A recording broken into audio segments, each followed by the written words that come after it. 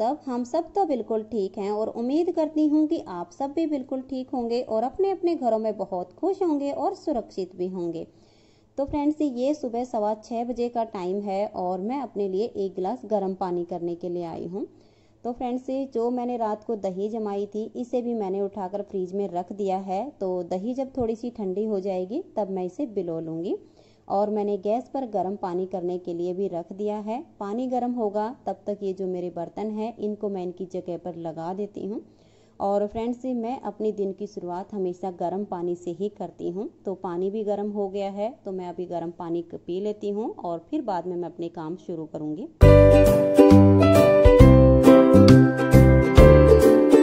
तो फ्रेंड्स, गर्म पानी पीने के बाद मैंने मशीन में पानी भरने के लिए पाइप लगा दी है। तो उधर मेरा पानी भर रहा है और यहाँ पर मैं इस सर्फ को मिक्स कर लेती हूँ।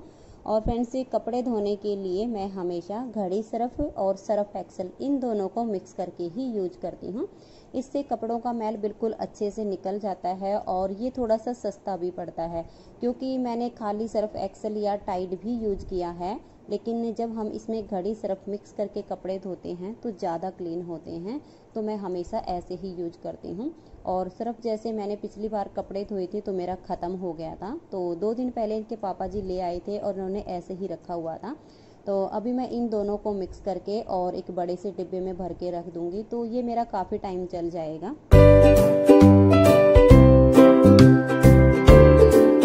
से मैंने सर्फ को मिक्स किया तब तक मशीन में पानी भी भर गया है और अब मैं इसमें जितने वाइट वाले कपड़े हैं ये सारे धुलने के लिए डाल देती हूँ।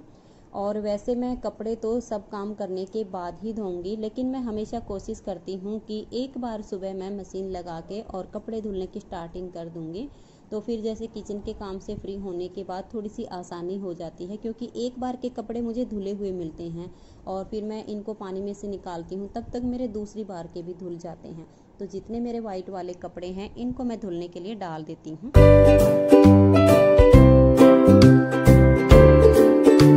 तो फ्रेंड्स, से कपड़े धुलने के लिए डाल दिए हैं और अब मैं यहाँ पर ये बेडशीट चेंज कर रही हूँ। और वैसे फ्रेंड्स, से बेडशीट इतनी मैली तो नहीं लग रही है, क्योंकि घर में छोटे बच्चे तो हैं नहीं।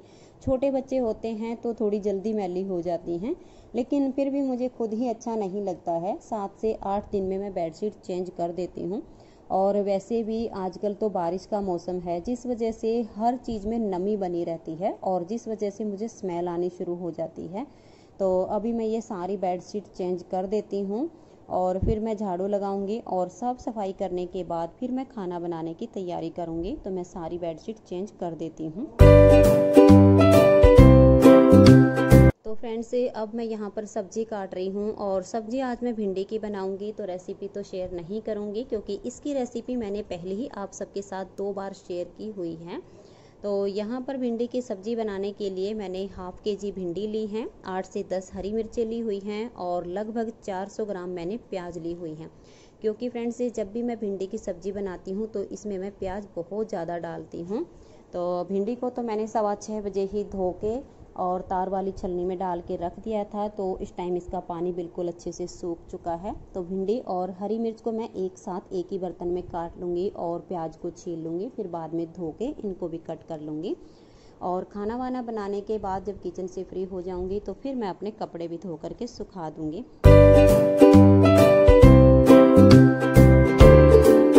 तो फ्रेंड्स, मेरे सारे कपड़े धुल चुके हैं और अब मैं यहाँ पर कपड़े सुखा रही हूँ। और आज हवा भी काफ़ी तेज़ चल रही है, तो कपड़े सुखाने के बाद चटकनी लगानी पड़ेगी, नहीं तो ये सारे नीचे गिर जाएंगे और गंदे हो जाएंगे। और फिर कपड़े सुखाने के बाद मैं पोछा लगाऊंगी और फिर मैं नहाऊंगी।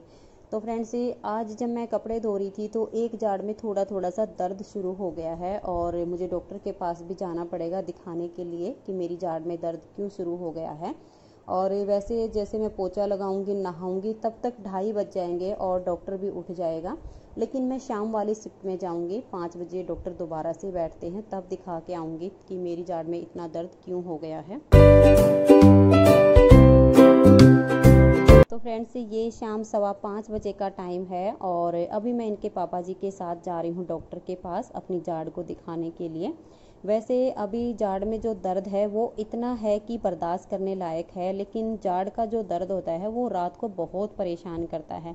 तो मैंने सोचा कि कल तक का वेट नहीं करूँगी, अगर रात को पेन बढ़ गया तो फिर ज़्यादा दिक्कत हो जाएगी। तो इस वजह से अभी 5:30 बजे डॉक्टर बैठ जाएंगे तो अपनी दवाई ले आती हूँ। तो कुछ ना कुछ तो ऐसी दवाई देंगे जिससे दर्द में आराम आ जाएगा। और फ्रेंड्स ये थोड़ा सा रास्ते का व्यू है सेक्टर 13-17 का। तो अभी मैं अपनी दवाई ले आती हूँ और फिर आके भी मुझे कुछ काम करने हैं। तो काम से फ्री होने के बाद फिर मैं आप सबके साथ बैठकर थोड़ी सी देर बात करूँगी।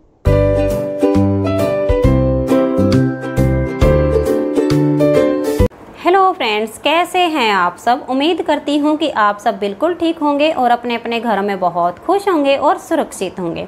और फ्रेंड्स मेरे घर में भी बाकी सब तो ठीक हैं, लेकिन मेरी आज जाड़ में दर्द शुरू हो गया है और ये दर्द आज मुझे काफ़ी परेशान कर रहा है।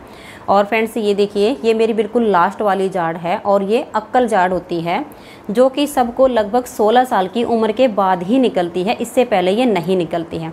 और किसी किसी को तो ये निकलती है तो पता भी नहीं चलता है और किसी किसी को ये बहुत रुला देती है। और मुझे तो इसने निकलते टाइम भी बहुत ही रुलाया था। जब विशाल मेरे पेट में था तब ये जाड़ निकली थी और पूरे 1.5 साल में बाहर आई थी। 1.5 साल तक इसमें मीठा मीठा दर्द रहता था, तब ये बाहर आई थी। और ज़्यादा दिन ये टिकी भी नहीं, बहुत ही जल्दी इसमें कीड़ा लग के और ये खोखली हो गई थी। और आज से 9 साल पहले इसमें बहुत ज़्यादा दर्द हुआ था। मैंने डॉक्टर को दिखाया था कि इसमें दर्द है तो इसे निकाल दीजिए।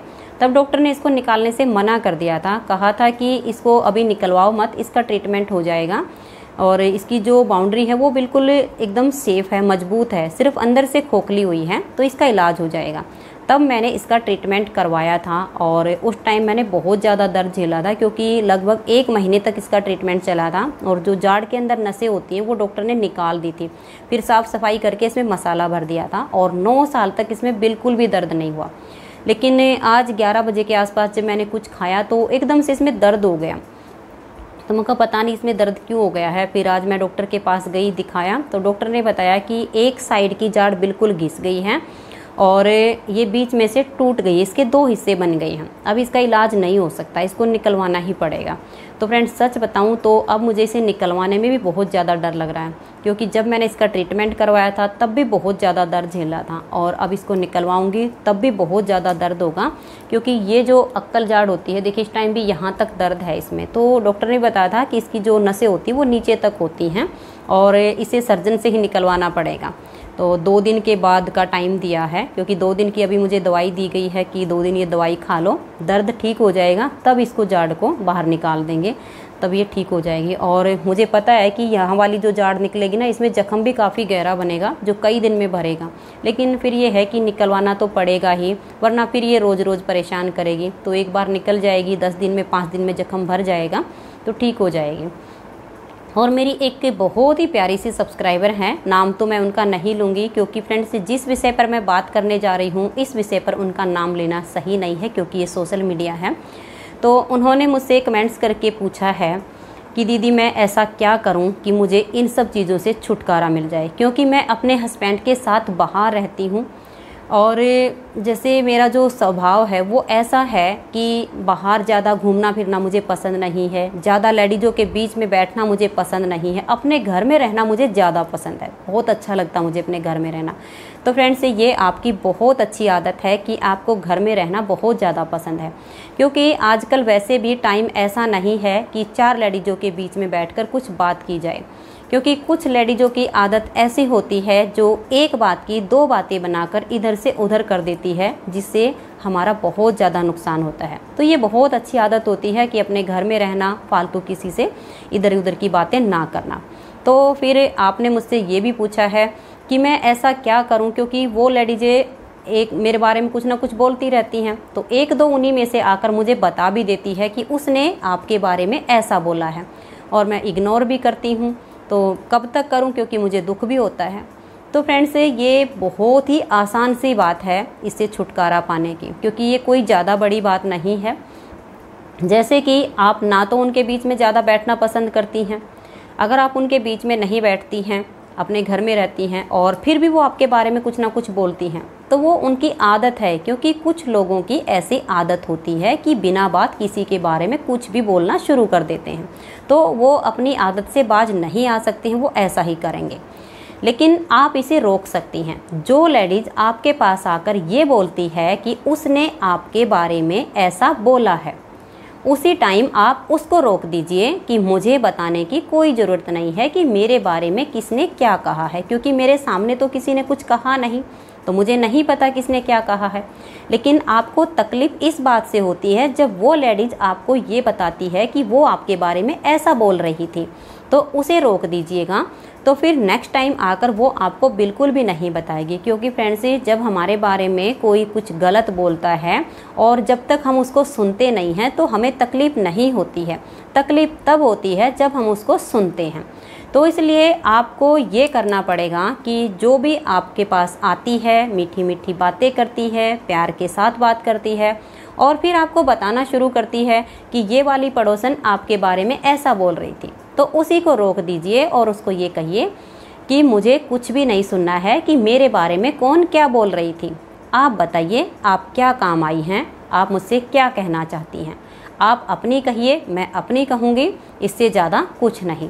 जब आप ऐसा उसको बोलना शुरू करेंगी ना, मैं गारंटी देती हूँ नेक्स्ट टाइम आकर वो आपको बिल्कुल भी नहीं बताएगी कि आपके बारे में कौन क्या कह रही थी। क्योंकि फ्रेंड्स, ये दुनिया है, इसमें इस तरह की बातें चलती रहती हैं और इन पर ज़्यादा ध्यान नहीं देना चाहिए। अगर कोई हमें बताता है सामने से कि वो आपके विषय में ऐसा बोल रही थी, तो उसको सुनना नहीं चाहिए। क्योंकि जो दुख होता है वो सुनने से होता है, तो उसे आप सुनिएगा मत। यानी एकदम से आप क्लियर हो गई हैं, आपको कोई दुख ही नहीं है। और दूसरा फ्रेंड्स, ये होता है कि जैसे सामने वाला बात किसी तरीके से बोल रहा है, लेकिन जो तीसरा बीच में आता है ना, वो उस बात में थोड़ा सा नमक लगाएगा, थोड़ी सी मिर्च लगाएगा, थोड़ा सा उसमें मसाला लगाएगा और फिर वो आकर आपके सामने उसे परोस देगी और तब वो आपको बताएगी कि वो आपके बारे में ऐसा बोल रही थी। हालांकि जब उसने वो बात बोली होगी शायद ही उसका मतलब कुछ और निकलता होगा, लेकिन जब वो आपको बता रही है तो उसका मतलब एकदम से चेंज हो जाता है। तो उसे रोक दीजिए और उसको कहिए कि मुझे बताने की कोई ज़रूरत नहीं है और ना ही मुझे ये सब सुनना पसंद है। आप मुझसे मिलने आई हैं तो बैठिए, चाय पीजिए, जो आपको कहना है वो कहिएगा। तो ये जब आप बोलेंगी तो आपको कोई भी आकर ये नहीं बताएगी और जब आप सुनेंगी नहीं तो आपको तकलीफ़ नहीं होगी। तो मैं तो अपने जीवन में यही रूल फॉलो करती हूँ, तो आप भी अपने जीवन में इसी तरह से कीजिएगा, तो आपका जो जीवन है वो सुख में हो जाएगा, कभी आपको कोई तकलीफ़ नहीं होएगी। क्योंकि फ्रेंड्स, कोई हमें दुखी नहीं कर सकता है, हम तभी दुखी होते हैं जब हम खुद दुखी होना चाहते हैं। क्योंकि जब हमें आनंद आता है ना कि सामने वाला क्या बता रहा है, उसे हम आनंद के साथ सुनते हैं, तो वो नेक्स्ट टाइम फिर से बताएगा और हम दुखी होना शुरू हो जाएंगे। तो इन सब चीज़ों से दूर हो जाइएगा और सामने वाले को मना कर दीजिएगा कि मुझे बताने की कोई ज़रूरत नहीं है, तो आपका जीवन सुख में हो जाएगा। तो फ्रेंड्स, आज की व्लॉग्स में इतना ही, मिलते हैं नेक्स्ट व्लॉग में। तब तक के लिए नमस्कार, बाय बाय।